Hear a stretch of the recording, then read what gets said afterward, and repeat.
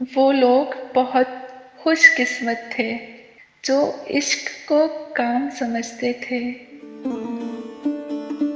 वो लोग बहुत खुशकिस्मत थे जो इश्क को काम समझते थे या काम से आशिकी करते थे।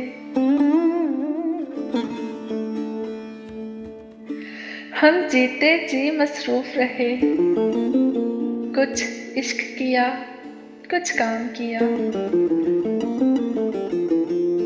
हम जीते जी मसरूफ़ रहे, कुछ इश्क किया, कुछ काम किया।